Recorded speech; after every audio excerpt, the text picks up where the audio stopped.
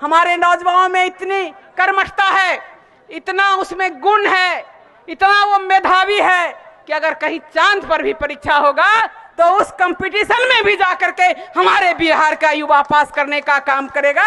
इतनी उनकी हैसियत है, इतनी उनकी कैपेसिटी है, इतने वो मेधावी हैं। लेकिन आज भी हमारा बेटा, हमारा भाई अपना बूढ़े माँ बाप और युवा पत्नी को छोड़ करके रोजगार के लिए आज भी दिल्ली के सड़कों पर रिक्शा खींचते हैं, आज भी महाराष्ट्र में टेम्पू चलाते हैं, और आज भी गुजरात के हीरा खदान में काम करते हैं, और आज भी बेंगलोर जाता है हमारा भाई पढ़ने के लिए, पूना जाता है, हैदराबाद जाता है पढ़ने के लिए, हम बाहर भेजते हैं तो रोजगार के लिए भी बाहर जाता है। आज भी हम अपने माँ बाप, अपने बच्चे के लिए तरसते रहते हैं।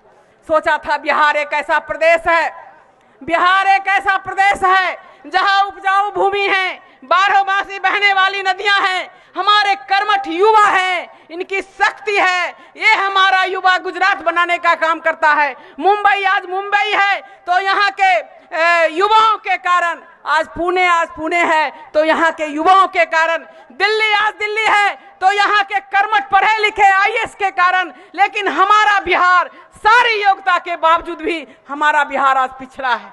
मैं आपको कहना चाहती हूँ कि जब लालू जी का राज था 1990 में 800 करोड़ रुपये का पशुपालन घोटाला हुआ था, और उस समय उसके बाद बिहार में आंदोलन हुआ। 1994 में नीतीश जी की अगुवाई में हम लोग राजनीति में आए और 11 साल हम लोग सड़क पर हम लोग संघर्ष किए।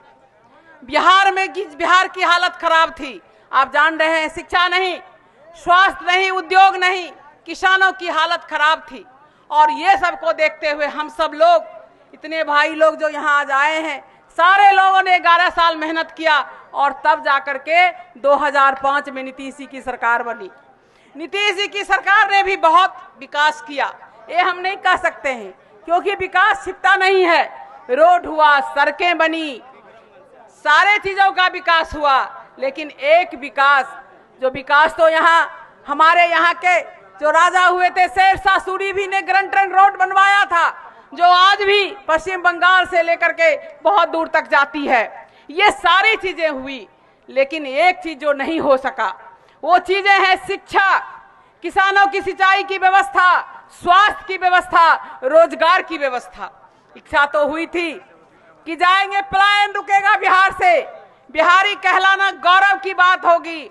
इसी चीज को देखते हुए निशिकांत सिन्हा जी ने कहा कि ये जगजीवन राम की भूमि है, शेरशाह सूरी की भूमि है, और आप यूं कहें तो इसी इलाके से, इसी शाहबाद से डॉक्टर राजेंद्र प्रसाद भी पहली बार राष्ट्रपति बने थे। इतनी सारी योग्यता के बावजूद भी दुर्भाग्य, चिराग तले अंधेरा होता है, चिराग तले अंधेरा होता है। और खास करके कुशवाहा समाज को आज तक मिला नहीं। चर्चाएं हुई, सतीश बाबू बने 72 घंटा के लिए मुख्यमंत्री, जो बनना था वो नहीं हो पाया, कुछ विकास नहीं कर पाए। जिन जिन लोगों का मुख्यमंत्री बना उन लोगों का विकास हुआ, हमारा समाज का विकास बहुत पीछे है। शायद इसीलिए चंद्रगुप्त सम्राट मौर्य चक्रवर्ती सम्राट था, पूरे एशिया महादेश में जिसकी राजधानी थी, वैसे के हम लोग वंशज हैं, लेकिन एक साधारण सत्ता के लिए तरस रहे हैं। हमारा ये हाल है। जगदेव बाबू हुए, जगदेव बाबू ने बिहार में अलग जगाने का काम किया, लेकिन उस जगदेव बाबू की आवाज को दबा दिया गया, उनकी हत्या कर दी गई।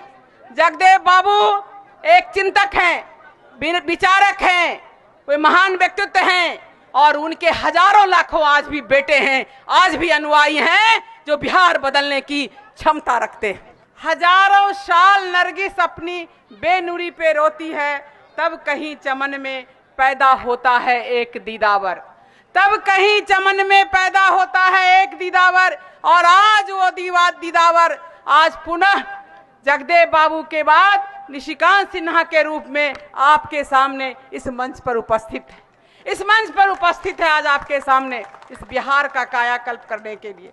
जगदेव बाबू ने बहुत चीज कहा कि 100 में 90 शोषित है, 90 भाग हमारा है, तो यहाँ अति पिछड़ा दलित आदिवासी किसी को भी न्याय नहीं मिला।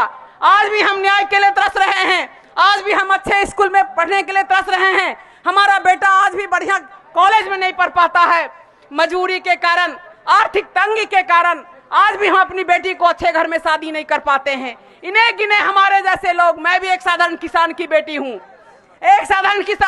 हूँ, एक हवाई चप्पल में हमने हाई स्कूल पास किया था। अपनी मेहनत के बदौलत, अपनी लगन के बदौलत संसद में भी गए, विधानसभा में गए, मंत्री बनने का काम किए और आज आप लोगों के बीच खड़े हैं। इसीलिए शिक्षा बहुत जरूरी है। अपने बेटे बेटी को हम माँ बहनों से कहना चाहेंगे, बेटे को भी भरपूर पढ़ाइए, लेकिन बेटी को भी पीछा ना रखिए, उसे भी शिक्षा देने का काम करिए ताकि उसे भी अधिकार मिल सके, तो आज आपके सामने इस मंच पर हमें बहुत मौका मिला है। निशिकांत भाई को सुनना है, मैं तो उनको बहुत धन्यवाद देती हूँ, छोटे भाई निशिकांत जी को, कि सारे अपने काम धंधा को छोड़ करके बिहार के लिए उन्होंने इच्छा प्रकट की कि हमारी आबादी इतनी है, हम शोषित 90% हैं, शोषक लोग 10% है, फिर हमें अधिकार क्यों नहीं मिलता है? हम काम करेंगे बिहार में।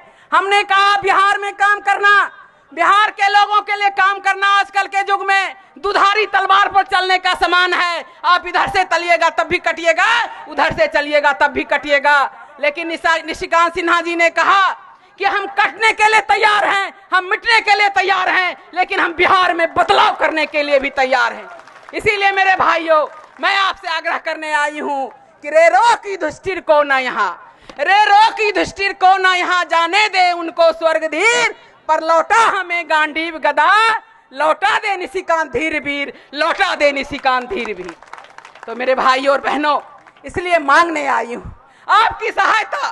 कहा गया है, आप लोग तो हमसे ज्यादा विद्वान हैं, कहा गया है एकता में ही बल होता है, एकता में ही बल होता है। हमारी ये उंगली खुली हुई है तो उतनी ताकत नहीं है, हम मुट्ठी बांधते हैं तो हमारी ताकत बढ़ जाती है। हम किसी को गिराने की क्षमता रखते हैं, किसी को हराने की क्षमता रखते हैं। तो हमारा समाज हर चीज में आगे है। लेकिन हमारे जगदेव बाबू ने कहा कि शिक्षित बनो, संघर्ष करो, लेकिन संगठित रहो। हमें संगठित रहने की जरूरत है, हमें एक रहने की जरूरत है। आएगा समय, लोकतंत्र, और आप जान लीजिए कि राजनीति में लोकतंत्र सबसे बड़ा हथियार है। हम इस तंत्र का हथियार का हम चुनाव में प्रयोग करते हैं, लेकिन एक जगह अगर हम प्रयोग करेंगे तो कल आपका बेटा भी बनेगा, और जिस दिन आपका बेटा बनेगा उसी दिन आप सबों का उद्धार होगा। तो इसीलिए बहुत नहीं कहते हुए मैं लास्ट में ये बात कहना चाहती हूँ कि हमने तो कर्तव्य बहुत किया, हमारे लोगों ने भी किया। हमारी आवाज को भले ही दबाया गया हो, लेकिन हम अधिकार नहीं मिल पाया।